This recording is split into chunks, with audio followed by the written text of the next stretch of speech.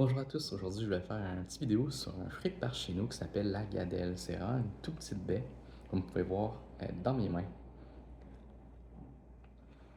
Bon, je vais la déposer. Je suis en train de me tacher les mains. Donc, on peut dire que son nom s'appelle gadelle, mais on peut dire aussi guédelle. En anglais, ça s'appelle red currant. Il y a aussi un autre nom en, euh, en France qui s'appelle groseille rouge. Euh, le mot gadelle euh, provient du vieux norrois qui veut dire épine. Mais c'est un peu un lapsus parce que ça fait pas référence à la bonne espèce. C'est une autre espèce de groseille qui a des épines.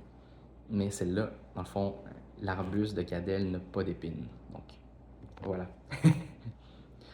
C'est un fruit qui est très nutritif, que ce soit en polyphénol, donc il y a beaucoup d'antioxydants. C'est riche en fibres.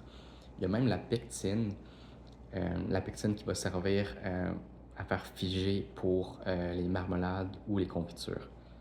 C'est riche en vitamine C, c'est riche en vitamine E, en potassium et en manganèse.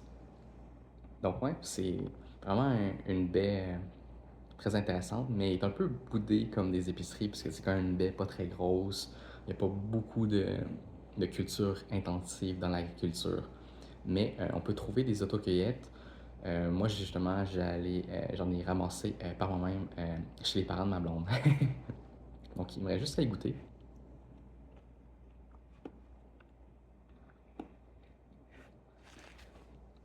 C'est vraiment très sûr en bouche. La saveur est vraiment comme axée sur ça, on va dire. C'est faible en sucre.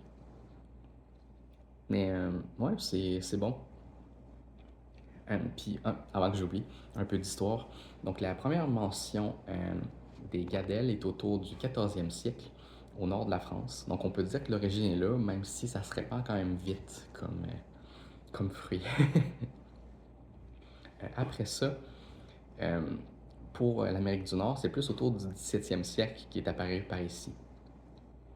Donc, c'est pas mal ça que je voulais dire pour aujourd'hui. Passez une belle journée.